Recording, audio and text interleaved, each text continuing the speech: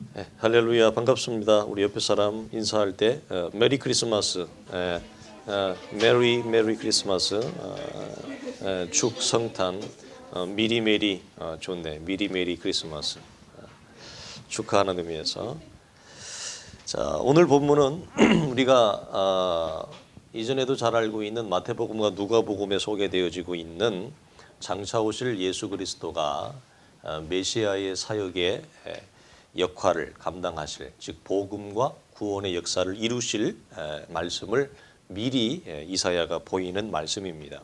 마태복음 11장과 누가복음 4장에서는 오늘 이 일을 이루실 분이 누구신가에 대해서 예수 그리스도라고 하는 것을 분명하게 보여주고 있습니다. 그 중에서 누가복음 4장 16절로 21절은 의심의 여지 없이 생생하게 그리스도가 이 일의 역사로 주인공으로 오신다라고 하는 것을 증명하고 있는데, 누가복음 4장 16절 21절 우리 잘 아는 말씀인데 한번 펴보겠습니다. 누가복음 4장 16절 21절까지 한번 보겠습니다.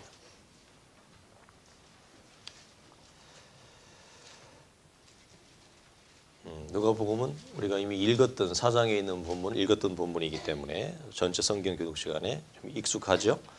자, 16절부터 21절까지 다 같이 보겠습니다. 예수께서 그 자라나신 곳 나사렛에 이르사 안식일에 늘 하시던 대로 회당에 들어가사 성경을 읽으려고 서심해 선지자 이사야의 글을 들이거늘 책을 펴서 이렇게 기록된 데를 찾으시니 곧 주의 성령이 내게 임하셨으니 이는 가난한 자에게 복음을 전하게 하시려고 내게 기름을 부으시고 나를 포로된 자에게 자유를, 눈먼 자에게 다시 보게 함을 전파하며 눌린 자를 자유롭게 하고 주의 은혜의 해를 전파하게 하려 하심이라 하였더라. 책을 덮어 그 맡은 자에게 주시고 앉으시니 회당에 있는 자들이 다 주목하여 보더라. 이에 예수께서 그들에게 말씀하시되 이 글이 오늘 너희 귀에 응하였느니라. 아멘. 자, 마태와 마가가 누가복음 이 전체를 통해서 증명할 때 이사야 60장에 나오게 되어지는 이 말씀, 또 61장에 나오는 이 말씀은 예수 그리스도께서 오셔서 우리 가운데 이루실 것을 신구약 성경이 예언과 성취의 말씀으로 공히 증언해주고 있습니다. 예수님은 우리가 요한복음을 보게 되어지면 이런 말씀을 하세요. 너희가 내가 누구인지를, 내가 하나로부터 하나님의 자녀인 것을 너희가 알지 못하겠거든, 즉 나를 믿지 못하겠거든. 주님이 그 다음에 덧하신 말씀이 어떤 말씀이 있냐면 내가 하는 일을 통하여 내가 누구인지를 보아라 라는 말씀을 요한복음에서도 더합니다. 이 마태복음 11장과 누가복음 4장의 배경 속에는 우리가 하나님 앞에 6개월 먼저 세례 요한이 와서 주 예수 그리스도의 첩경을 예비하러 오신 세례 요한의 사역이 우리 속에 보이게 되어지는데, 세례 요한이 영적인 침체와 영적인 이 깊은 우울증에 빠져서 이분이 정말 내가 선포했던 장차 오실 하나님의 어린 양 예수 그리스도가 맞는가에 대한 질문에 대한 주님의 대답이었습니다. 그래서 오늘 이 예수 그리스도가 누구신지에 대해서, 그가 어떤 분이신지에 대해서 영적으로 혼동하고 영적으로 침체된 자들 속에 주님께 더해 주시는 말이 무슨 말씀이냐면 너희는 내가 누구인지를 믿지 못하겠거든. 내가 이 땅에 와서 무엇을 하는지, 또 어떤 일을 하는지, 즉 내가 하는 일을 통하여서 내가 누구인지를 너희가 알고 믿었기를 주님은 원하십니다. 그걸 요한복음에도 기록하고 있어요. 그래서 예수님은 자신의 전 사역을 통해서 자신이 누구신지를 이스라엘에게 지속적으로 자기를 나타내십니다. 이것을 우리는 예수님의 자기 계시라는 말을 씁니다. 그래서 주님은 계속해서 자기가 누구신지를 보이시고 계시하십니다. 그러나 안타깝게도 대부분의 이스라엘은 예수님의 이 사역과 가르침을 통해서 주님은 끊임없이 이스라엘에게 당신의 정체성에 대해서 계시하고 설명을 하지만 안타깝게도 대부분의 이스라엘은 주님의 이 사역에 그들은 긍정적인 좋은 반응을 갖지 못했습니다. 우리가 읽었던 누가복음 4장 22절, 28절 이하를 보면 이스라엘의 반응을 이렇게 설명을 합니다. 먼저 22절 한번 볼까요? 자, 재미있어요. 22절의 반응은 먼저 어떤 반응인가요? 한번 다 같이 봅니다. 그들이 다 그를 증언하고 그 입으로 나오는 바 은혜로운 말을 어떻게 여겨요? 놀랍게 여겨 이르되, 이런 말을 해요. 자, 22절까지를 보면 이스라엘의 반응은 상당히 여러분 좋죠? 긍정적입니다. 예, 부정적인 말이 있지 않습니다. 그들은 굉장히 주님의 말에 대해서 뭐라고 얘기해요? 은혜롭다라고 얘기를 해요. 그리고 뭐라고 얘기해요? 놀랍다라고 얘기해요. 이 정도면 칭찬받을 수 있는 거죠. 자, 마태복음 7장 28절, 29절에 가면 또 이렇게 언급을 해요. 마태는 예수께서 이 말씀을 마치심에 무리들이 그의 가르치심에, 여기도 뭐라고 하냐? 논란이, 이는 그 가르치는 것이 권위 있는 자와 같고 그들의 서기관과 같지 않다, 다르다, 이렇게 얘기를 해요. 자, 이 마태와 누가의 양자의 기록을 보면 이스라엘은 예수님의 가르침을 통해서 그들이 가졌던 반응은 뭐예요? 와, 놀랍다. 우리가 기존에 들었던 서기관의 가르침하고 질적으로 다르다. 이건 무엇인가 설명할 수 없지만 격이 다르다. 이걸 이들이 알아요. 그리고 하나 더 우리가 참 이 가슴 따뜻한 표현의 말은 뭐예요? 은혜롭다라는 말을 해요. 격이 있고 수준이 있는데 은혜롭다는 거예요. 굉장히 여러분 좋죠. 아주 긍정적이에요. 너무 좋은 표현이에요. 이스라엘은.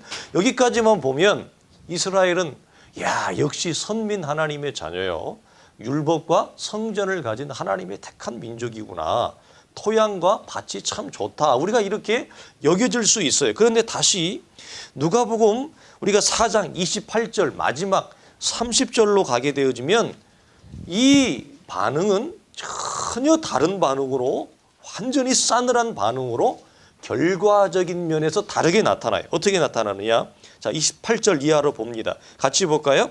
회당에 있는 자들이 이것을 듣고 다 크게 화가 나서 일어나 동네 밖으로 쫓아내어 그 동네가 건설된 산 낭떠러지까지 끌고 가서 밀쳐 떨어뜨리고자 하되 예수께서 그들 가운데로 지나서 가시니라 돼 있어요. 자, 앞에 있는 반응은 너무 좋았습니다. 은혜롭다. 은혜가 있는 말씀이다. 격이 있고 수준이 있는 가르침이다. 이전에 우리가 들었던 서기관의 가르침하고는 근본적으로 차이가 있다. 이렇게 얘기를 해요. 그런데 뒤에 28절로부터는 뭐죠? 이들이 갑자기 어떤 결과적인 면에서는 어떤 반응을 해요? 그들이 그것을 수용하지 못하고 받아들이지 못하고 화를 냅니다.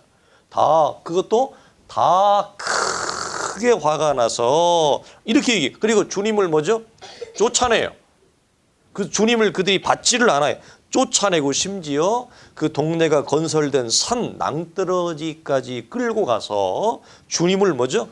밀어뜨리려고 한다라는 표현이 있어요. 여러분, 이 상반된 양자의 반응을 우리가 어떻게 이해해야 할까요? 우리 대구교회에서는 초대교회가 거듭난 자와 거듭나지 않은 자의 구별법을 지금 나누고 있는데 우리는 이걸 이미 작년에 나눴어요. 혹시 기억을 하십니까? 초대교회가 거듭난 자와 거듭나지 않은 자를 구별하는 기준법, 구별법 가운데 하나가 뭐였냐면 이거였어요.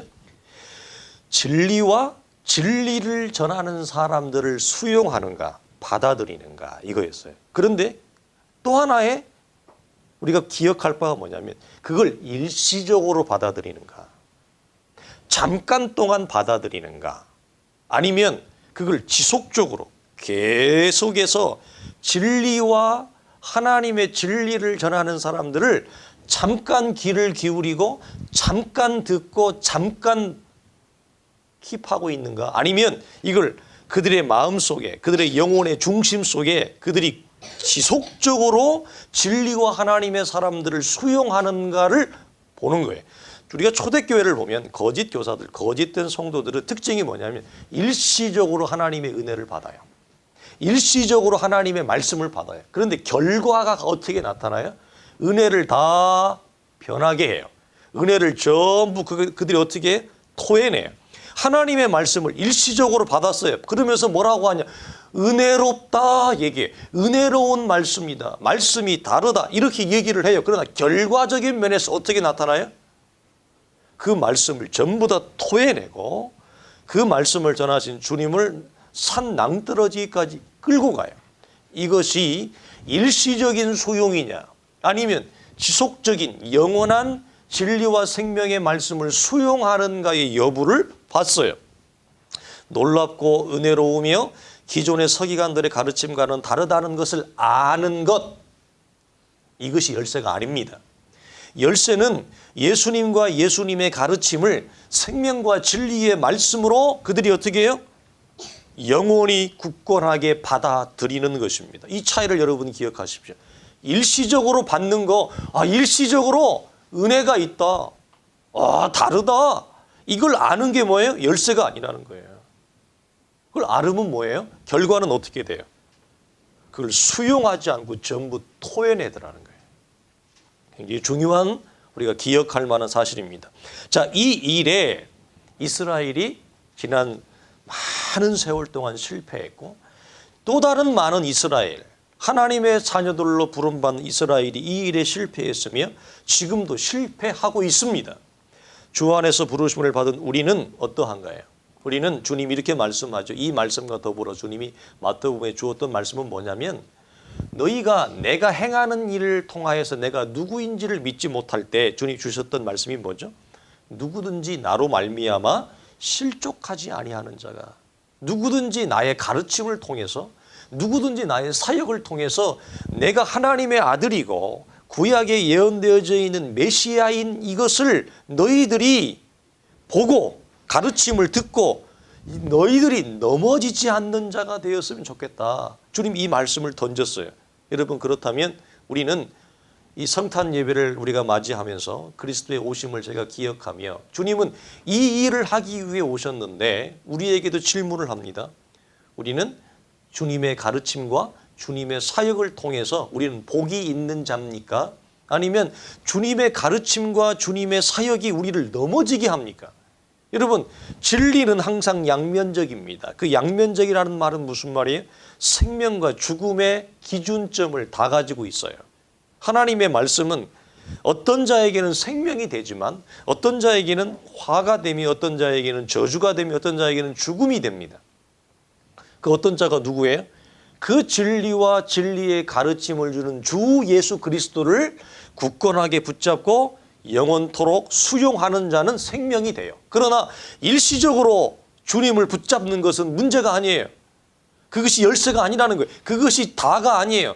일시적으로 잡아서나 일시적으로 토해되는 것은 다시 어떻게 되는 거예요? 우리가 넘어지는 겁니다. 그래서 우리는 주 예수 그리스도의 가르침과 사역을 통해 내가 넘어지는 자인가 아니면 내가 그것을 넘어서 복이 있는 자인가라고 하는 것입니다. 크리스마스는 이 일을, 이 사역을 성취하기 위해 이 땅에 그리스도가 오신 날을 이 땅에 있는 전 지구상에 있는 하나님의 교회들이 뭐죠? 이것을 기념하는 거예요. 그가 오신 목적은 하나님을 떠나 있는 인간은 도저히 스스로 회복할 수 없는 지독한 절망 가운데 있어요. 여러분 이 표현을 잘 기억하세요. 사람 스스로는 도무지 회복할 수 없는 지독한 절망과 고독 가운데 있어요. 그리고 죄와 죽음의 깊은 구렁텅이에서 허덕이다가 어두움 가운데 헤매이다가 세상을 마감하게 되어지는 그 인생들을 뭐죠? 하나님이 살리시기 위해서 오신 날이 바로 축성탄이에요. 우리가 읽었던 본문 이사야 61장 1절은 자 다시 이사야 61장으로 가보세요. 하나님을 떠나 있는 인간의 현실적인 네 가지의 실상의 모습을 보입니다. 이건 어떻게 보면 하나님을 떠난 인간의 잔혹한 실상이에요. 먼저 여러분 1절을 보면 다시 한번 볼까요? 주 여호와의 영이 내게 내리셨으니 여호와께서 내게 기름을 부으사 첫 번째 어떤 인간의 상태가 등장을 하게 되어집니까? 가난한 자에게. 이들에게 치유책은 뭐예요? 아름다운 소식을 전하는 거예요. 이 아름다운 소식이 뭘까요? 우리가 읽었던 누가복음에는 이 아름다운 소식을 바로 설명해요. 뭐라고 얘기하죠? 복음이라고 설명을 해요. 아름다운 자에게 복음을 전하여. 아름다운 소식이 복음이에요. 가난한 자에게. 그래서 이 가난한 자는 뭐냐면 하나님을 떠나 있는 인간의 현재적인 주소와 상태, 이걸 대표성으로 받는 거예요. 인간은 가난해요. 왜 가난할까요? 여러분, 우리가 창세기를 거슬러 올라가면 인간이 하나님 앞에 범죄하고 난 이후에, 범죄하기 이전에 인간이 벌거벗었어요. 근데 하나님 안에 있을 때는 자신이 벌거벗었는데 벌거벗음을 뭐죠? 그가 부끄럽거나 창피하게 여기지 않아요. 주 안에 있으면 벌거벗음조차도 뭐죠? 벌거벗음으로 여기지 않을 정도로 주 안에는 부족함이 없는 풍성한 상태예요. 그러나 죄를 범하고 난 이후에 인간은 뭐죠? 바로 깨달아요. 자신이 벌거벗었음을. 무슨 말이에요? 아무것도 스스로는 할 수 없고 가질 수 없고 만들 수 없는 인간의 무능력하고 인간의 절대적인 절망의 상태를 보여줘요. 그리고 에덴 동산에서 추방을 당합니다. 자, 하나님의 은혜와 하나님의 통치와 하나님의 손길을 떠나버린 인간은 그 뒤로부터 뭐죠? 성경이 보이는 게 뭐예요? 인간은 가난할 수밖에 없다. 이 가난함이 물질적인 가난함만을 의미하는 것이 아니라 하나님 앞에 인간이 처한 영적인 상태, 우리가 얼마나 가난하고 하나님으로부터 추방당한 인생의 모습을 그리고 있어요. 자, 이 가난한 자의 치유책은 아름다운 소식 복음이었습니다. 자, 그 다음에 이 가난한 자를 조금 더 구체적으로 표현하는 두 번째, 세 번째, 네 번째의 모습이 나와요. 그 다음에 뭐가 나오죠? 마음이 상한 자를 고친다. 이 고친다는 것은 상처를 싸맨다는 거예요. 그 다음에 포로된 자에게는 뭐죠?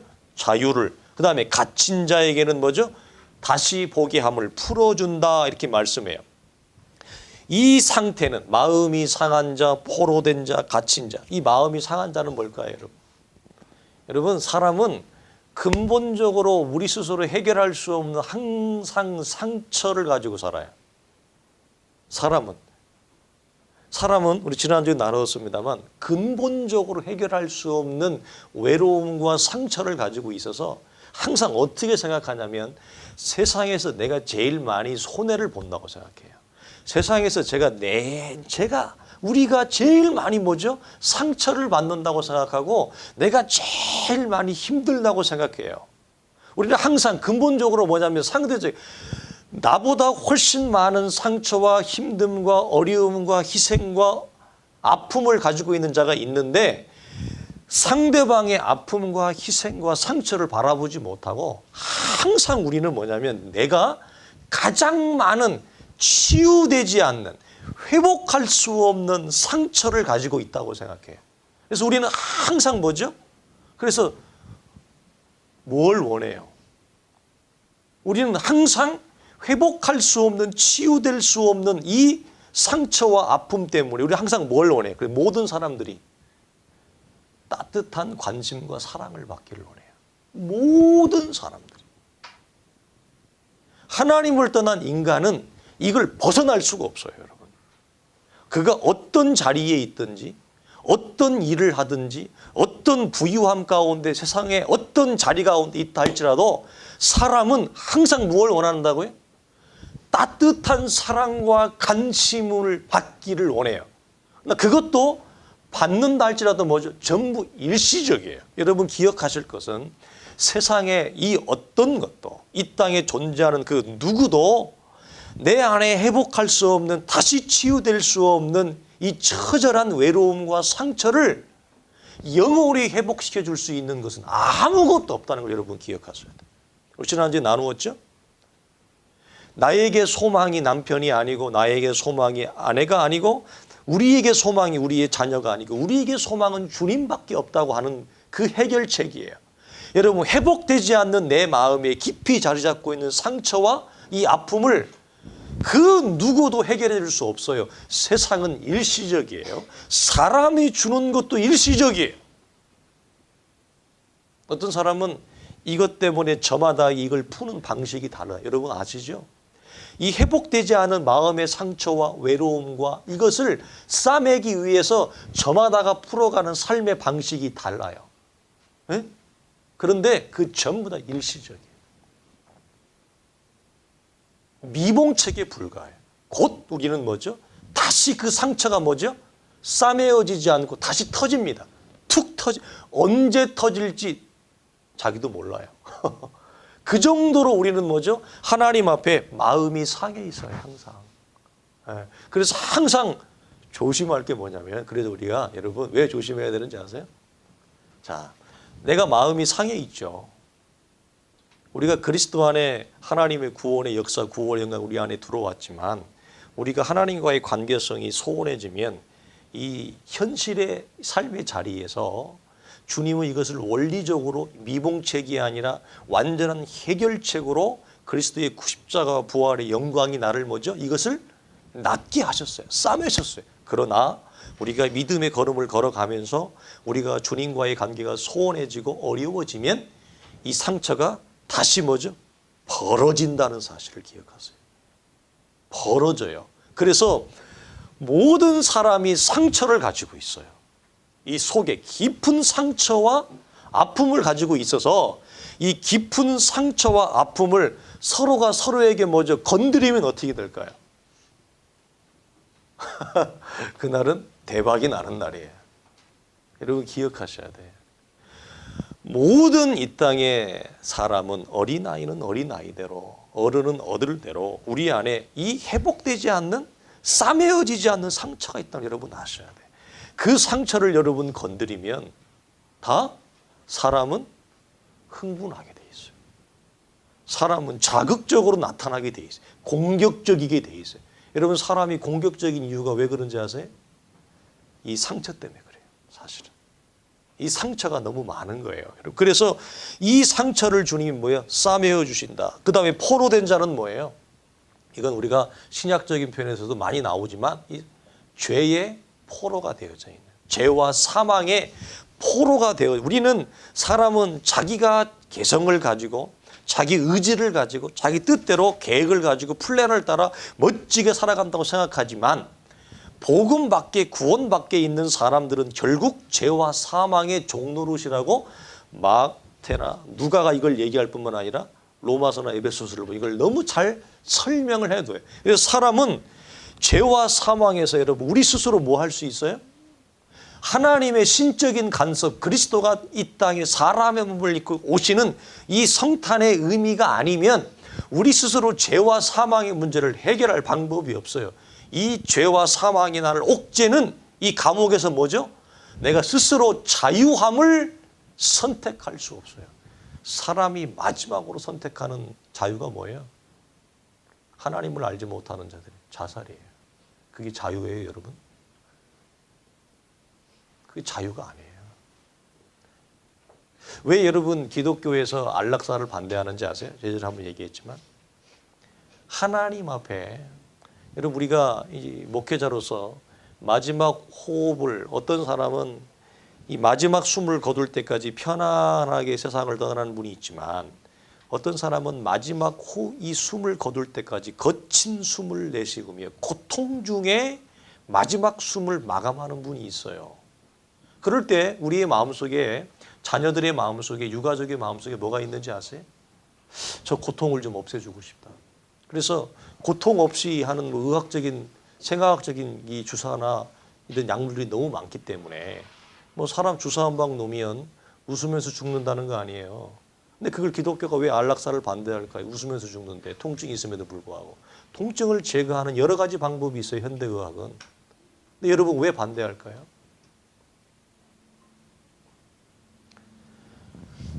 한 인생이 하나님 앞에 자기 인생의 마지막 호흡까지 그 호흡이 고통이요, 그 호흡이 거칠고 그 호흡이 고난이라 할지라도 그 마지막 호흡까지 처절한 마지막 호흡에 이르기까지 자기 인생에 대한 하나님 앞에서의 자기 걸음의 책임을 다하도록 하는 것입니다. 그래서 안락사를 반대합니다. 굉장히 깊은 의미가 담겨 있어요. 그냥 나타나는 현상만으로는 뭐예요? 아프면 주사 맞아야죠. 그런데 그 아프면 주사 한 방 맞고 하나님 앞에서의 마지막 인생에까지 책임을 다하지 못하도록 그 가로막는 그것을 뭐죠? 막는 것입니다. 그래서 여러분 사람은 죄와 사망에 스스로 자유할 수 있는 길이 없어요. 우리가 할 수 있는 게 뭐죠? 도피예요. 그리고 그 마지막 도피는 뭐예요? 어떤 분들은 자살로 선택을 하죠. 참 마음이 아프잖아요. 자, 마지막에 이 갇힌 자, 이 갇힌 자는 뭘까요? 이 갇힌 자라는 말은 여러분 이 한글로는 잘 해석이 안 되는데 이건 어둠에 갇혀서 눈이 보이지 않는 것을 얘기해요. 그래서 우리가 복음서를 보면 주님이 치유하시는 대표적인 사역이 뭐죠? 앞을 못 보는 자를 고치는 사건이 반복적으로 많이 나와요. 왜 그럴까요? 왜? 이것은 여러분 부분적으로 눈을 여는 게 아니에요. 부분적으로 귀를 여는 게 아니라 이 주님의 이 본문에 있는 메시지는 주님이 이 땅에 오셔서 하나님의 자녀들을 새롭게 창조하겠다는 말씀이에요. 이스라엘을 새로운 존재로 만들겠다는 거예요. 그래서 3절에 보면 어떤 나무로 주님이 새롭게 만들겠다고 얘기하세요? 의의 나무로 주님이 이스라엘을 새롭게 만들겠다고 얘기해요. 이사야 앞에 1장과 2장을 보게 되어지면 이스라엘은 하나님의 나무로 심기어졌는데 죄와 사망으로 불순종으로 말미암아 그들에는 이스라엘이라고 하는 나무는 무엇을 맺을 수 없냐면 잎이 나지 않고 열매를 맺지 못하는 나무예요. 그래서 구약의 개념에서 잎을 내지 못하고 열매를 맺지 못하는 이 잉태하지 못하는 상태는 저주의 상태예요. 사실은. 그래서 이스라엘이 지금 어떤 상태에 있다고요? 잎이 나무가 있는데 때가 되어지면 잎을 내고 때가 되어지면 열매를 내야 되는데 잎과 열매를 내지 못하는 상태. 무슨 말이에요? 이스라엘이 죽어 있다는 거예요. 그 죽은 나무 이스라엘을 하나님이 어떻게 하시겠다는 거예요? 여호와의 성령의 기름을 받고 오실 예수 그리스도가 이 이스라엘을 의의 나무로 잎을 내고 열매를 맺게 하는 새로운 품종의 나무로 주님이 뭐 하시겠다? 창조하고 만들겠다. 이게 뭐예요? 그리스도가 오신 목적이에요. 성탄의 목적은 뭐죠? 죽은 이스라엘을 새로운 이스라엘로 만드시겠다. 죽은 우리를, 저와 여러분을 가난하에 있고 하나님을 떠나서 뭐라고 해요? 마음이 상해 있고 죄와 사망의 포로가 되어져 있고 그래서 우리가 하나님을 보지 못하고 하나님의 진리와 신령한 것들을 보지 못하는 우리를 하나님이 뭐죠? 아름다운 소식, 복음을 통해서 우리를 새로운 자로 하나님이 창조하시겠다. 이게 뭐죠? 축성탄이에요. 이게 바로 크리스마스인 것입니다. 그래서 하나님을 알지 못하고 하나님을 떠난 인생이 경험하는 삶의 자리가 뭐냐? 자, 3절을 보세요. 3절. 두 가지로 설명해요. 무엇과 무엇으로 설명하죠? 인생이 경험하는 것. 하나님을 알지 못하고 하나님을 떠난 인생은 반드시 슬픔과 근심으로 대표되어지는 인생의 삶의 자리에 있어요. 여러 옷을 입지만 여러 자리에 있지만 인생이 경험하는 것은 슬픔과 근심이에요. 이걸 성경이 우리에게 여러분 말씀을 합니다. 여러분 우리가 슬픔과 근심을 극복하기 위해서 여러 가지 일을 이것저것을 해봅니다. 그러나 결국은 다시 슬픔과 근심의 자리로 여러분 내려옵니다. 여러분 이 슬픔과 근심은 정말 단짝이에요. 여러분 여러분의 생에 근심이 여러분의 생에 여러분 슬픔이 얼마나 많았습니까? 그 슬픔과 근심을 극복하고 잊어버리기 위해서 우리는 갖가지 방법을 다 취해봅니다. 그러나 결국 우리가 어떤 자리로 다시 돌아옵니까? 다시 근심하는 자리로 다시 와 있어요. 근심 때문에 근심을 잃어보기 위해서 이것저것을 했는데 가만히 보니까 내가 또 어떤 자리에 있어요? 또 근심의 자리에 있어요. 근심의 자리는 무엇을 가져와요? 우리에게 슬픔을 가져옵니다. 그래서 하나님을 떠난 인생의 대표되는 가난한 자가 삶의 자리에서 경험하는 건 뭐냐? 결국 근심과 슬픔이에요. 그래서 전도서를 보면 인생은 헤아래 인생은 이 슬픔과 근심을 반복하다가 마지막 호흡을 내쉽고 사라져요. 그래서 인생이 허무하다는 거예요. 그걸 반복적으로 4번 토해내고 있습니다. 여러분 그러나 그리스도가 오신 이유는 어디 있어요? 이 슬픔과 근심 대신 우리에게 무엇을? 기쁨을 주고 우리에게 찬송을 주기 위하여 오셨습니다. 그래서 그리스도의 복음만이 슬픔과 근심을 기쁨과 찬송으로 바꿀 수 있는 유일한 대안이고 유일한 능력이에요. 주님이 이것을 우리에게 주시기 위해서 뭐죠? 오셨다라고 하는 겁니다. 자, 그렇다면 우리가 마지막으로 물어보겠습니다. 우리는 지금 근심과 슬픔의 자리에 있습니까? 아니면 기쁨과 찬송의 자리에 있습니까? 여러분, 주님은 이 땅에 이미 오셔서 우리에게 줄 수 있는 이 기쁨과 찬송을 다 이루셨어요. 그리고 이루셨을 뿐만 아니라 이미 당신의 자녀들, 당신의 영광스러운 교회 속에 하나님이 이루신 하늘에 속한 이 말할 수 없는 신령한 은혜를 우리에게 다 무엇했어요? 이미 다 주셨어요. 여러분, 이 사실을 기억하십시오. 이미 그것은 우리의 소유가 되어진 것입니다. 그런데 안타까운 건 뭐죠? 주님이 요한복음 19장에서도 말씀하시는 것처럼 우리가 하나님이 우리에게 주신 이 하늘의 유산을 우리가 아버지가 없는 고아처럼, 즉 무슨 말이에요? 이 유산을 받았는데 유산이 없는 고아처럼 이걸 누리지 못하고 활용하지 못하고 여전히 슬픔과 근심의 자리에 벗어나지 못하고 그 걸음 속에 걸어간다는 거예요. 이게 우리의 아픔이에요. 이게 오늘 우리 하나님의 자녀들이 풀어야 될 영적 숙제예요.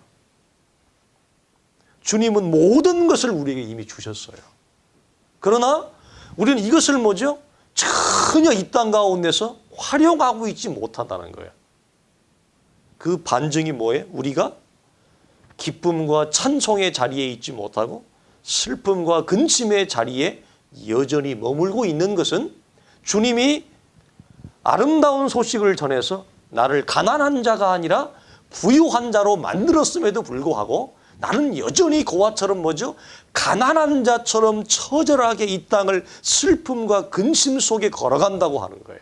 우리가 그리스도의 다시 오신 이 오심을 우리가 기억하면서 우리가 이 안에 주어진 하나님의 은혜의 산물을 우리가 회복하고 이걸 누려야 될 필요성이 있지 않는가. 그래서 오늘 이 3절 중반절에 나오는 이 그리스도의 오심의 궁극적인 본래의 목적은 뭐예요? 저와 여러분을 의의 나무로 새롭게 창조하시는 거예요.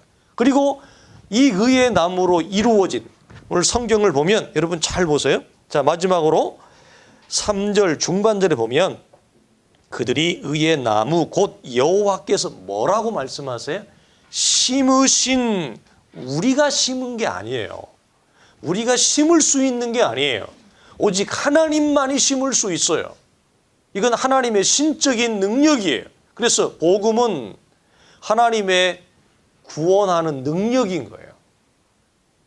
죄와 사망 가운데 우리를 심으신 그 영광을 뭐라고 해요? 나타낼 자예요. 누가? 저와 여러분이.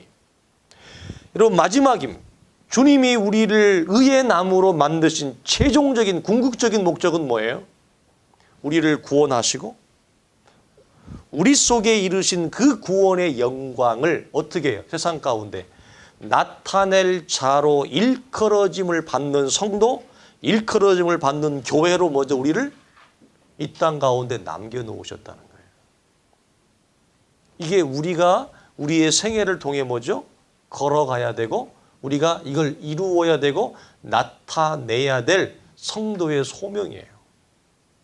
근데 이걸 우리가 잊어버리면 참 이 본문에 우리가 나눌 말씀이 많습니다만 오늘날의 현대 기독교 어떤 분들은 이 말씀을 잘못 이해해서, 여러분, 주님이 이 땅에 오신 목적이 우리를 하나님의 거룩한 영광스러운 의의 나무로 만드는 거예요. 무슨 말이에요? 우리의 존재를, 전 존재를 새롭게 하는 거예요. 새로운 사람이 되게 하는 거예요. 근데 어떤 사람들은 이게 하나님의 구원의 플랜이었어요. 그리고 그 구원의 영광을 만천하에 드러내는 것이었어요. 그래서 주님이 뭐라고 말씀하세요? 마태복음 제일 마지막에 하늘과 땅의 모든 권세를 내게 주셨으니 너희는 가서 아버지와 아들과 성령의 이름으로 세례를 주고 모든 족속을 뭐죠? 제자를 삼으라고 말씀하는 거예요. 이게 주님이 오신 목적이고 우리에게 일임하신 마지막 소명이었어요. 그러나 오늘날의 어떤 그리스도인들은 그리스도의 오심을 오해하여 그리스도의 오심이 뭐죠? 내 환경과 내 조건을 개선시켜주고 낫게 해줄 환경적인 구원으로 이해해요. 여러분, 그리스도의 구원은 의의 나무를 새롭게 심구는 구원입니다. 환경과 조건을 우리가 개선시켜주는 구원이 아니에요. 환경적 구원이 아니에요. 그래서 예전에 어떤 목사님 이런 말씀을 했죠.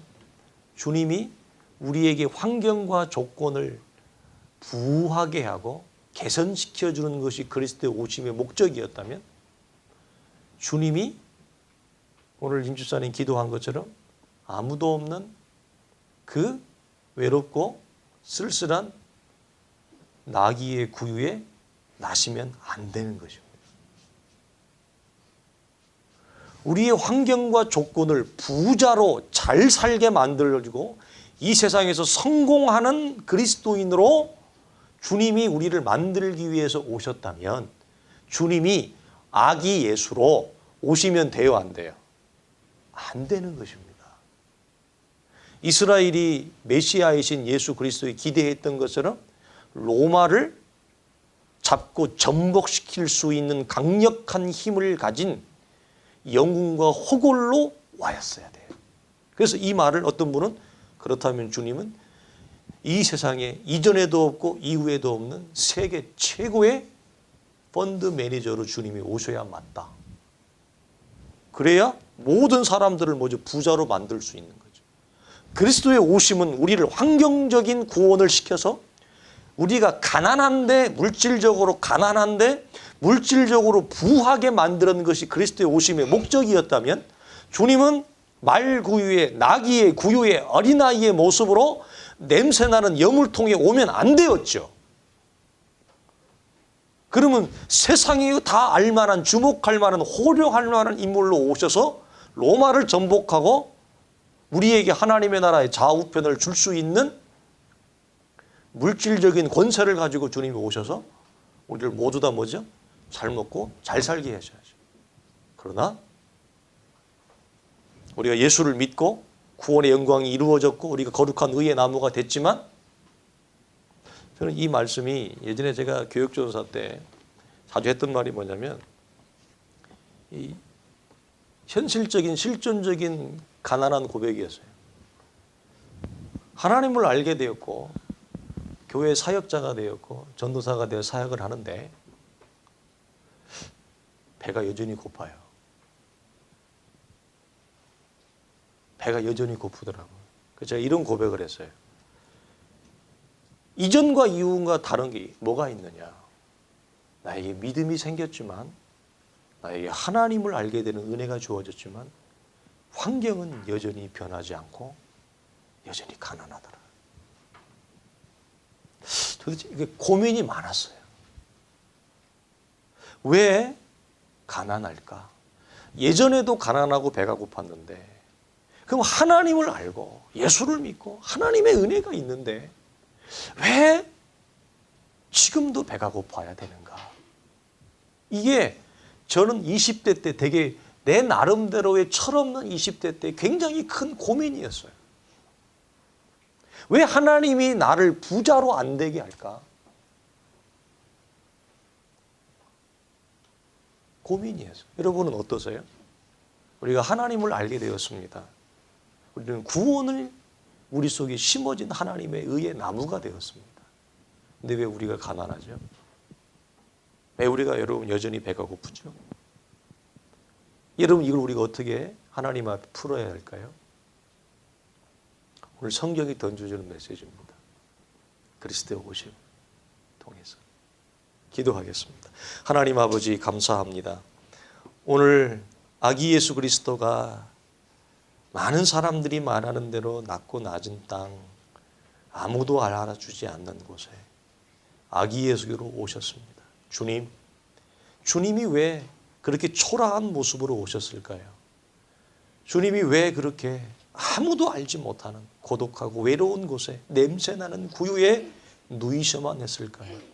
주님, 우리가 그리스도의 오신 이 날을 기억하며 주님이 무엇을 위해 이 땅에 오셨고 무엇을 나에게 일임하시고 맡기었는가를 다시 한번 되새김할 수 있는 우리 귀한 믿음의 지체들 되어줄 수 있도록 축복하여 주시어서 우리가 걸어가는 믿음의 장래의 걸음이 하나님 하늘과 땅의 권세를 우리에게 주신 주님을 알고 그 주님과 함께 동행하는 걸음이니 외롭지 않고 힘들지 않고 고독하지 않게 걸어갈 수 있도록 주님 축복해 주옵소서.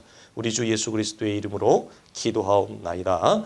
아멘. 이제는 우리 주 예수 그리스도의 은혜와 우리 하나님의 크신 사랑과 성령의 감화감동 역사하심이 아기 예수 주 예수 그리스도의 오심을 기억하며 하나님의 거룩한 의의 나무가 되어 그 구원의 영광을 나타낼 자로 살아가기를 원하는 사랑하는 온 성도들의 믿음의 걸음 속에 이제로부터 영원토록 항상 함께 있을지어다. 아멘.